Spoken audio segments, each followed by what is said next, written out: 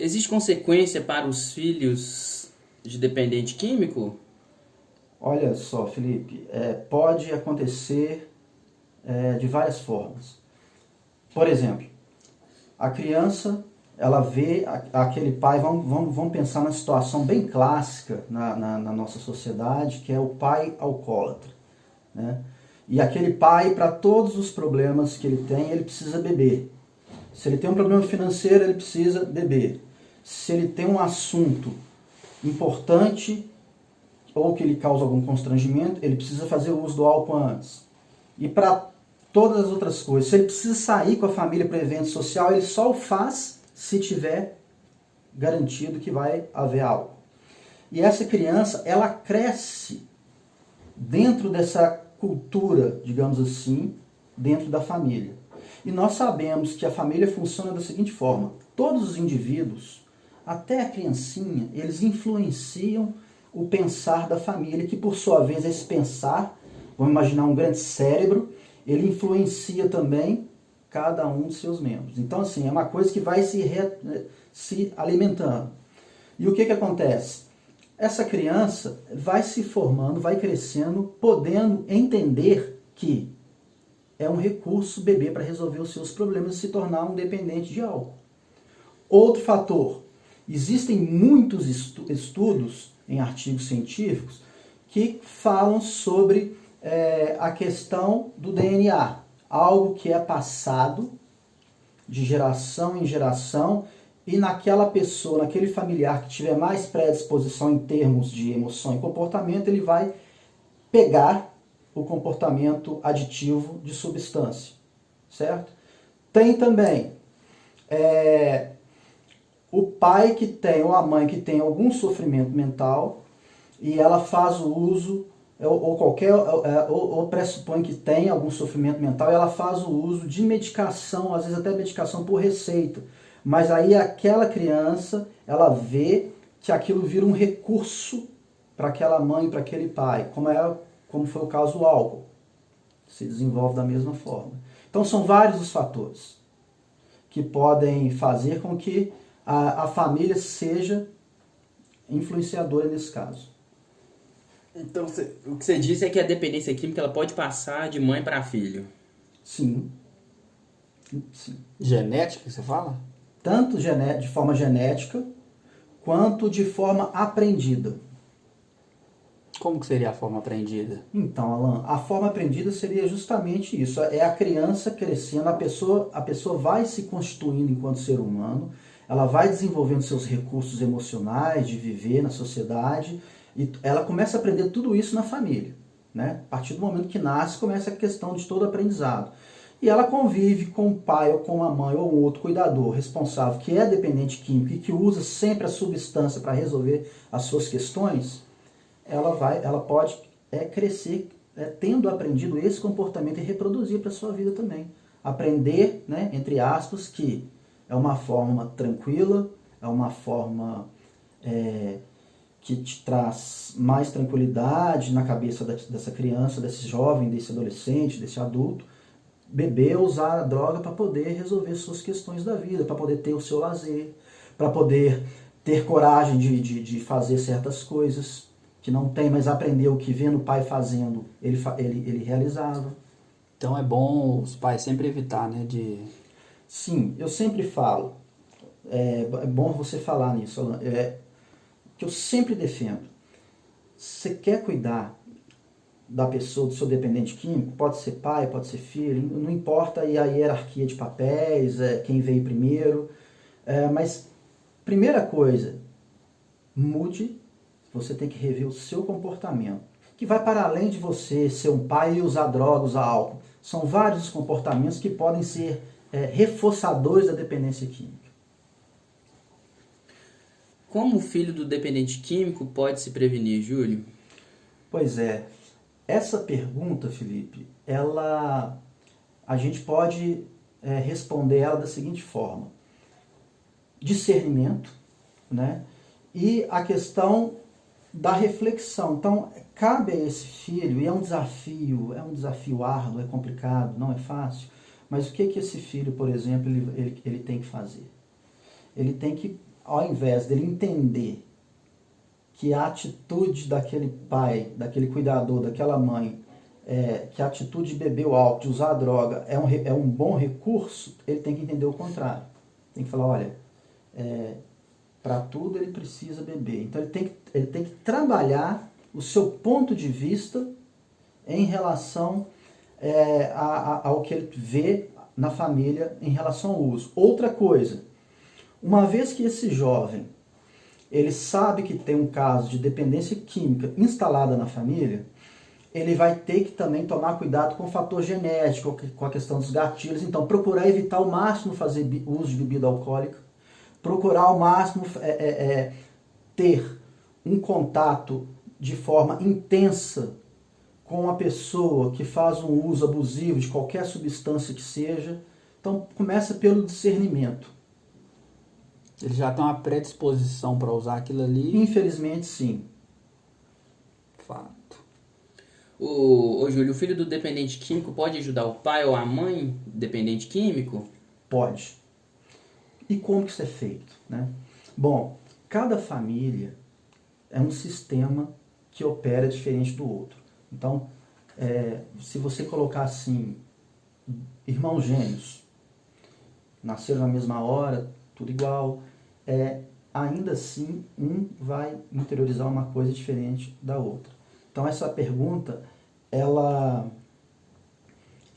vou responder ela de forma um pouco padrão, mas tem que tomar o cuidado porque depende de cada nuance familiar, de cada dinâmica, cada setting familiar. Mas respondendo de forma pontual a sua pergunta, Felipe, existem no campo comportamental muitas coisas que um filho pode fazer. Por exemplo, no campo da comunicação, geralmente, no lar onde se tem um cuidador que é dependente químico, as coisas elas são resolvidas, quando são, sempre com muita briga, muita agressão, muita violência, pelo menos verbal, muito abuso nesse sentido. E aí esse filho trabalha a comunicação. A partir do momento que esse filho ele não entrar no jogo da comunicação violenta, do julgamento, da arrogância, do duelo de palavras, ele já está promovendo uma mudança naquele pai ou naquela mãe que faz uso abusivo de álcool. A questão da disciplina. A partir do momento que esse filho ele passa, com ele primeiro, a dar o exemplo, a ser disciplinado, com horários, com hora até de alimentação, com hora de lazer, ele vai passar, porque ele também é influenciador, ele vai passar para esse pai, para essa mãe dependente químico, uma noção de disciplina. E o dependente químico, um dos pré-requisitos para ele trabalhar, promover a sua mudança, é trabalhar a questão da disciplina, a questão de regras, a questão de normas. E por aí vai. Então, é no campo do comportamento. Não é assim, não é colocar um remédio na bebida, pegar o pai ou a mãe e trancar no quarto, etc. Né? Ameaçar, mas eu começo a mudar. Então eu vou deixar o meu mundo, a minha parte do mundo que eu vivo, que é a minha casa, eu vou deixar ela bem funcional.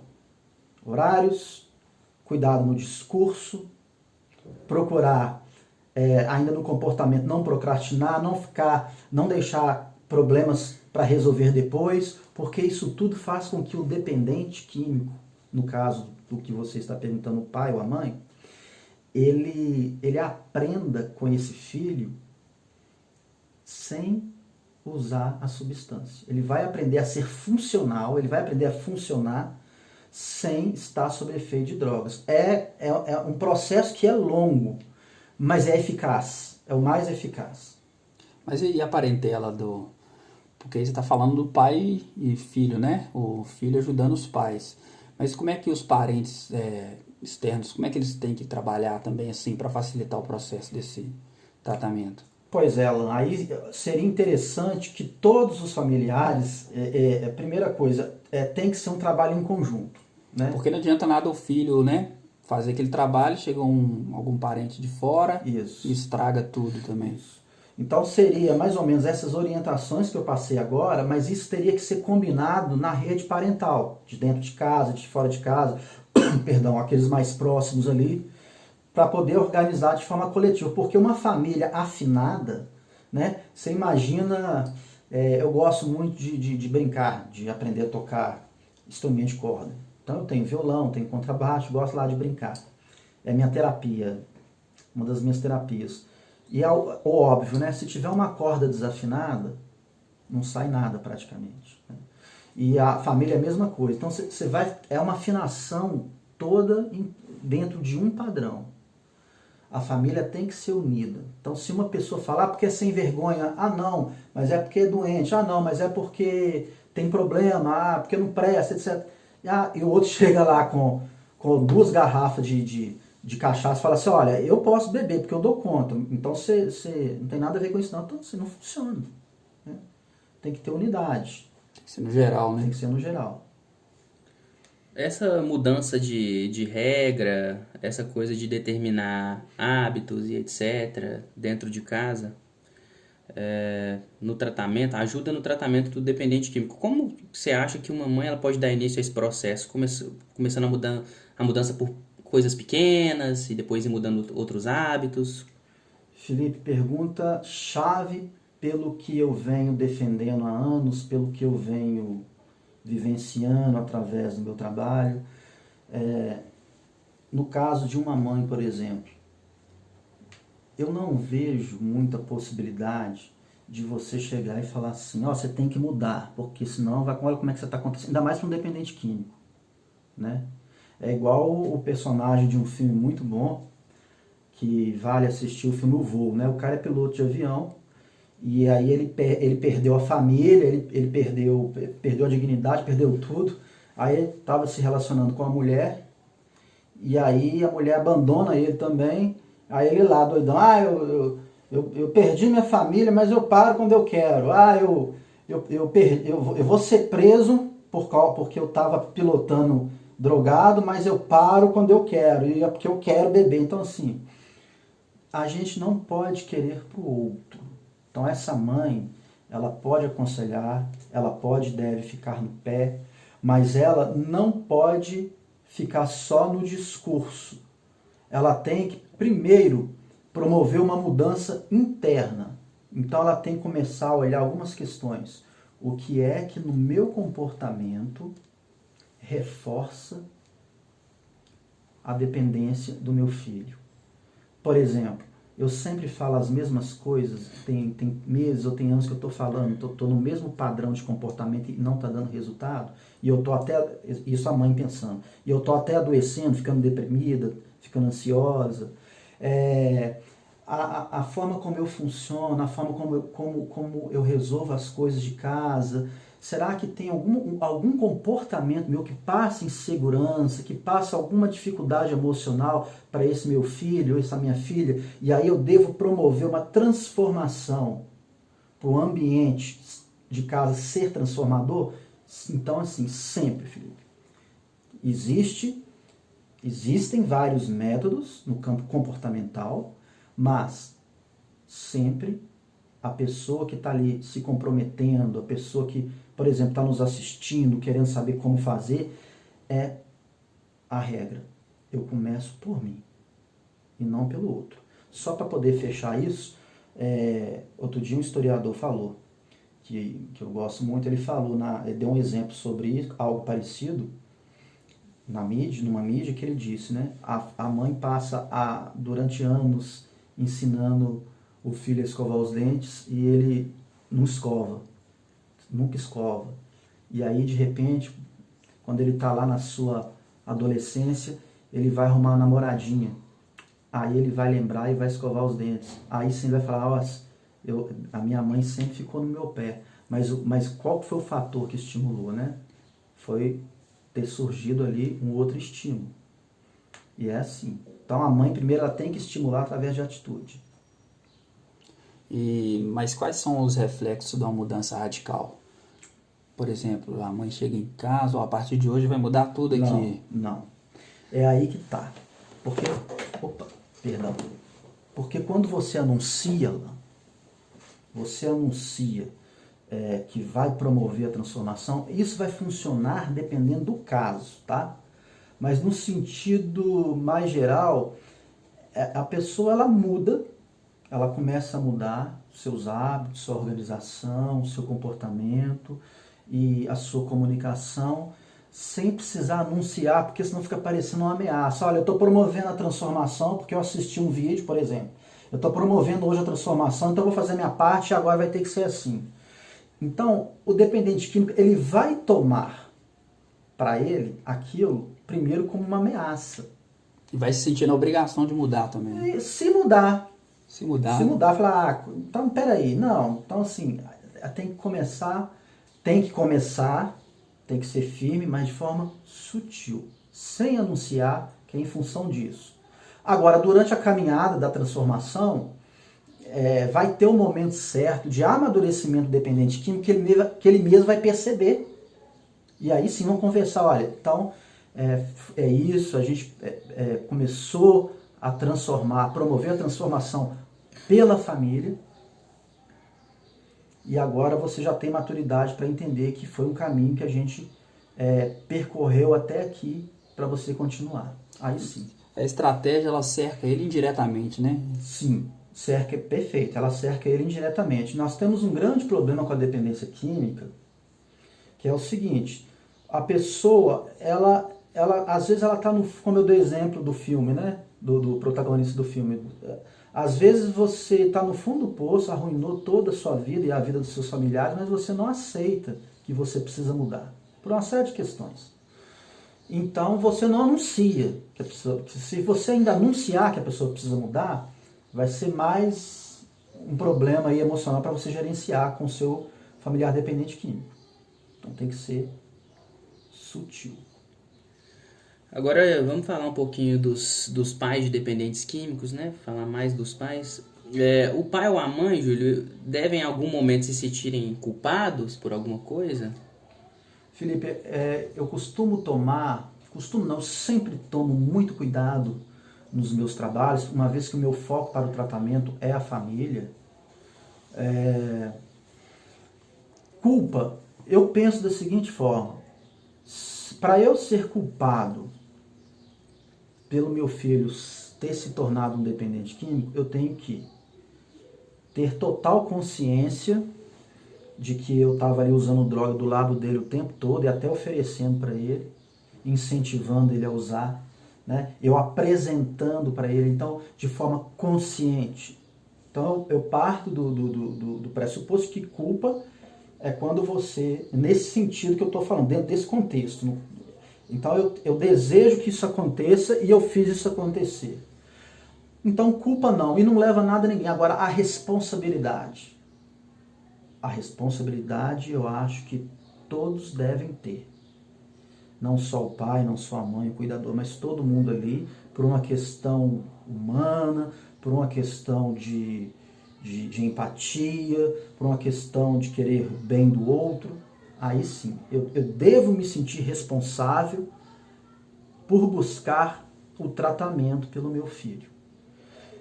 Também, eu preciso saber que eu posso ter, eu como pai, ou como mãe, eu posso ter ali muitos comportamentos que reforçam o comportamento adicto do meu filho. Dá para entender que é diferente ter culpa?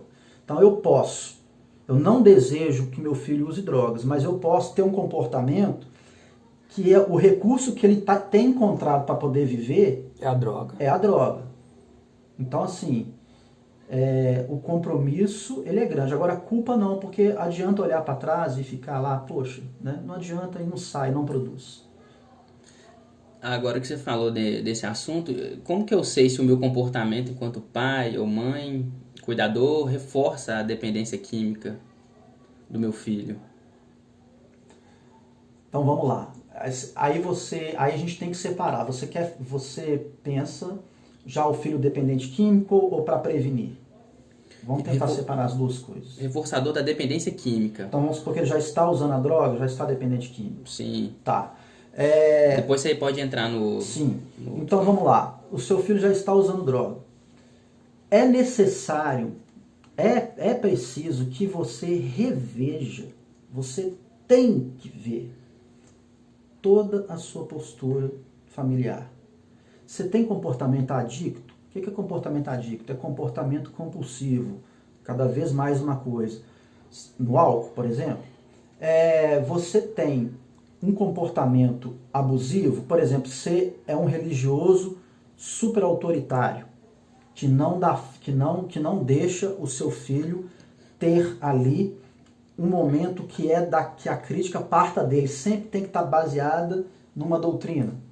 Você, por exemplo, cuida do seu filho de uma forma muito permissiva, porque a falta de limites faz com que o jovem ele não tenha medo de experimentar riscos e riscos e riscos. Então você está entendendo a dinâmica da coisa? Essa pergunta, Felipe, quando a dependência química está instalada, o que eu tenho que fazer é procurar entender quais são os gatilhos reforçadores. É o meu comportamento, é a minha dinâmica familiar, é o meu exemplo, é o meu conceito. Como que se eu sou uma pessoa que é um dos que gere a família, ou a mãe, ou o pai, ou outro cuidador, como que eu faço isso? Né? Eu tento regular demais? Eu tento moralizar demais? Ou de menos? Deixo tudo por conta? Então, é encontrar temperança. Tá? Tem que olhar nesse sentido. Achar um equilíbrio aí entre liberdade e... Autoridade, autonomia, Isso. liberdade, né? Sim. É achar esse consenso. E muito mais do que isso também. Mas mais do que isso é a questão do exemplo. Sim. Como que eu posso saber se meu filho está usando droga? Olha, muitas vezes, no princípio é muito difícil, porque ele consegue ali maquiar, né? Até porque, geralmente, ele não vai deixar rastros. Mas a mudança de personalidade, por exemplo, se é uma pessoa que era muito parada antes de usar droga, era de personalidade parada, de repente chega assim muito ansioso, muito alegre, muito eufórico e começa a ficar mais tempo fora de casa e começa a ter um funcionamento social com amigos mais distante do que antes dos olhos dos pais, que começa a entrar mais na cultura da droga, em termos de música, etc., de locais, essa coisa toda. A mudança física, geralmente a pessoa emagrece demais, né?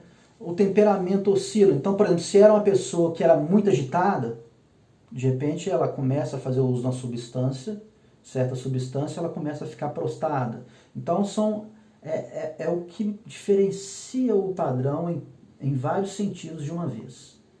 A pessoa começar a ficar mais desleixada também, ter menos compromisso, ser mais irresponsável com horários, com eventos sociais. A pessoa, o filho, ele demandar mais dinheiro, mais finanças, coisas começarem a desaparecer de casa e não ter justificativa. Isso tudo é indício. E como que lidar com os amigos, assim? Por exemplo, se essa influência for das amizades que ele tem, como que o pai reage? Como que faz, assim, sem ser de uma forma radical? Olha, é preciso entender duas coisas. A primeira delas, demonizar a amizade, como demonizar a droga, mas demonizar a amizade, às vezes leva os pais por um lugar que não vai dar em nada, só estresse. Então, não são só os amigos, tem muito mais coisa, certo? Agora, a depender do grau de envolvimento desse filho com os amigos, né, se tem uma postura mais de criminalidade, sabe? É claro que eles vão ter que intervir ali e tentar fazer com que essa relação não aconteça. O ideal é que ele se afaste dos amigos, desses tipos de amigos. Sim, porque um comportamento adicto com certeza reforça outro. Agora, outra coisa, eu disse duas coisas. Outra coisa, Alan. Os amigos que usam drogas, na verdade, esse filho, ele está procurando seus pares, na maioria das vezes. Ele não está sendo totalmente influente, ele não está usando droga só porque ele está andando com gente que usa droga. Da mesma forma, os pais dos amigos pensam desse outro pai. Tá? Não é má companhia para o outro. Não é a raiz do problema, não é a raiz do problema. Então, na verdade, ali tem uma convergência de afinidades.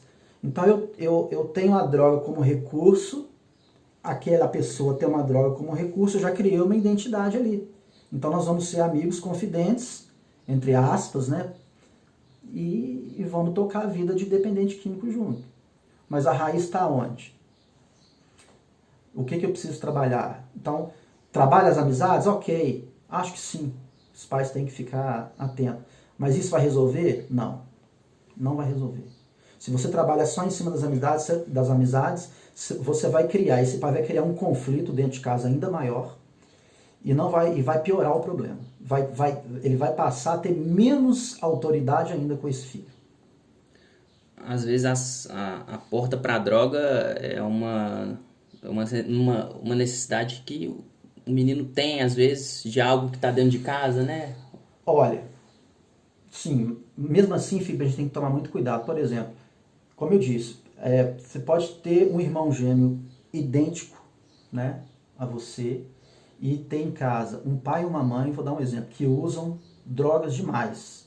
E só colocam gente que usam droga dentro de casa. Então, olha o ambiente hostil. Não é gatilho? É gatilho.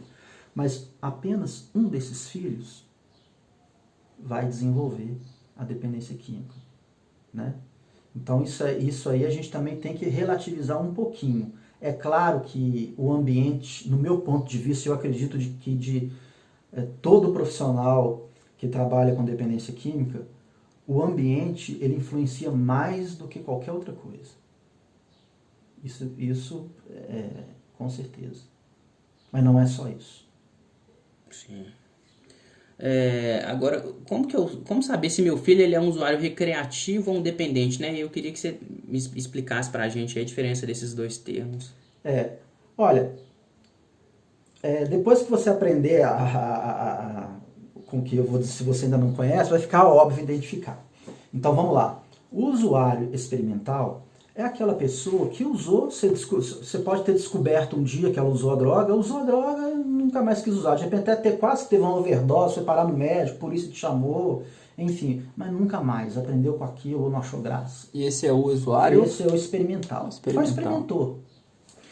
O recreativo, que é difícil a gente quantificar, mensurar, para poder caracterizar de forma precisa.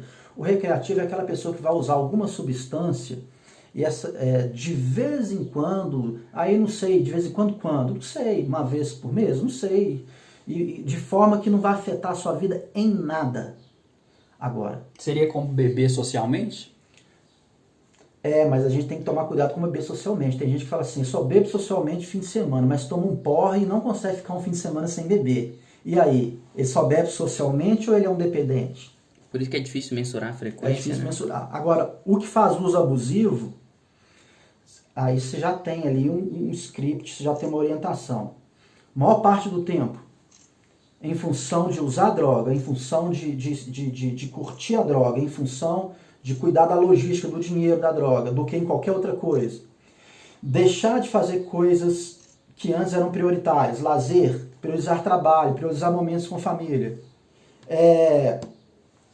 Não realizar eventos sociais que não tenha o contexto da droga.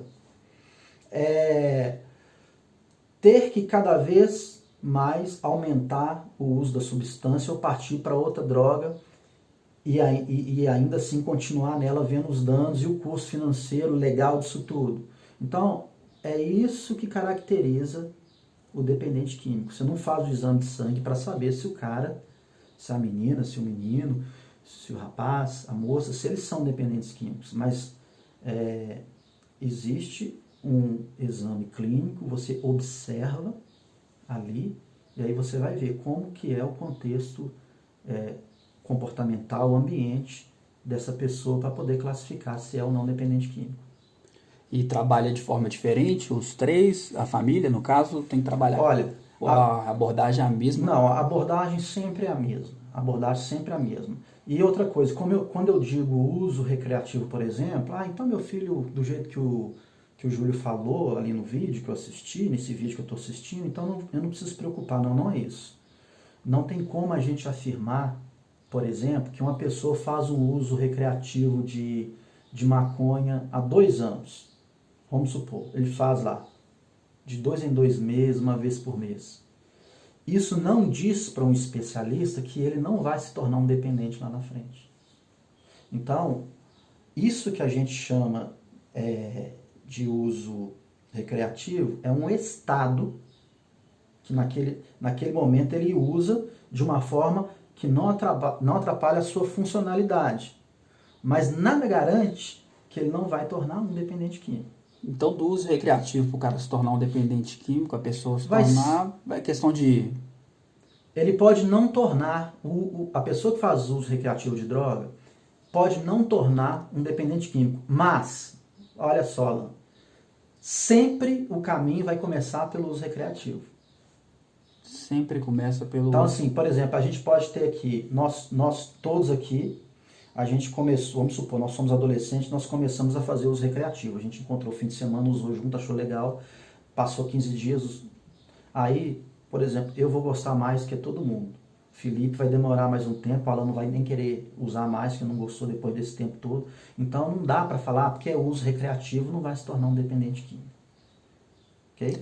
E outra coisa, a pessoa ela pode ficar anos fazendo uso recreativo e por um contexto emocional, alguma situação externa, ela fazer disso, a fazer do uso recreativo um uso compulsivo pela droga. Virar um abusador de substância química aos 40 anos, aos 50 anos, como eu já vi. Entendeu? Não significa, comecei com 20 anos de idade e consegui ter uma vida bacana, hoje eu estou com 35, eu posso continuar? Não, nada garante isso, não existe isso. Então a mudança é contínua, né? A mudança, assim, no meu ponto de vista, você tem que trabalhar para não usar. Tá? Entendi. Agora, seria hipocrisia da minha parte, né, e nada profissional, dizer que existem muitas pessoas, né, não aceitar que existem. Tem muita gente, eu conheço muita gente que faz o uso recreativo da droga e toca a vida normalmente, e que não é dependente, que não traz problema nem para ele, nem para a sua família. Existe. O que eu estou dizendo é que, na dúvida, é melhor não arriscar. Melhor não brincar.